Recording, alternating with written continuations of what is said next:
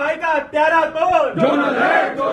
ये Indian bank का staff है जो जमीन पर बैठकर नारे लगा रहा है। किसके विरोध में? लेट नाइट मीटिंग्स के विरोध में। इंडियन बैंक का ये ऑफिसर लेट नाइट मीटिंग के बाद जब वापस अपने घर आ रहा था तो उसका एक्सीडेंट हो गया और वो मौके पर ही खत्म हो गया। और आज उसी की याद में जोनल हेड के कैबिन के बाहर बैठकर ये सारे एम्प्लॉइज प्रोटेस्ट कर रहे हैं। लेकिन अगर इन्होंने ये प्रोटेस्ट इस मीटिंग को अटेंड करने से पहले ही दिखाया होता तो क्या होता? मेरे कहने का मतलब सिर्फ इतना है कि प्राइवेट बैंक्स में तो नहीं आप कर सकते, लेकिन पब्लिक सेक्टर बैंक में अगर आपको देर रात तक मीटिंग में रोका जाता है या फिर ऐसी मीटिंग शेड्यूल की जाती है कि वो मीटिंग रात के 9 बजे 8 बजे खत्म हो रही है, 6 बजे के बाद खत्म हो रही है, तो सारे ऑफिसर्स को मिलकर ऐसी मीटिंग्स का बॉयकॉट करना चाहिए। और अगर मैनेजमेंट नहीं सुनती तो अपनी यूनियन के लीडर को बीच में लाना चाहिए, क्योंकि यूनियन इसीलिए बनी है कि वो आपके अधिकारों की रक्षा करेगी। और मेंटल पीस, अपनी फैमिली के साथ थोड़ा लग्जरी टाइम स्पेंड करना, ये भी आपका अधिकार ही है। एक तरफ आरबीआई को लगता है कि बैंकर्स आधा घंटा साथ बैठकर अगर लंच भी कर लेंगे तो उससे कस्टमर और भारत का बहुत तगड़ा कोई फाइनेंशियल लॉस हो जाएगा।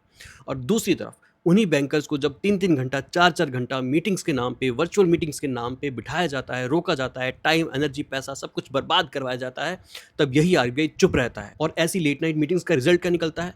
मेंटल फटीग हो जाता है एम्प्लॉइज को। और इस मेंटल फटीग की वजह से जब वो रास्ते पे निकलते हैं अपना व्हीकल लेके और उनका एक्सीडेंट हो जाए, उनकी डेथ हो जाए, वो मर जाए, तब यही आरबीआई चुप रहता है, कुछ नहीं बोलता। और सिर्फ आरबीआई नहीं, इस देश का मीडिया भी चुप रहता है। लेट नाइट मीटिंग्स का और फालतू की वर्चुअल मीटिंग्स का एक ही इलाज है, बॉयकॉट करो।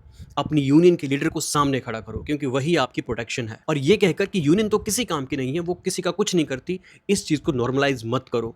यूनियन को अकाउंटेबल ठहराओ। जब तक आप किसी पर अकाउंटेबिलिटी नहीं डालोगे, आपके साथ यही होता रहेगा। और सबसे बड़ी बात, अगर धरना देना ही है तो पहले दो, किसी के मरने के बाद नहीं।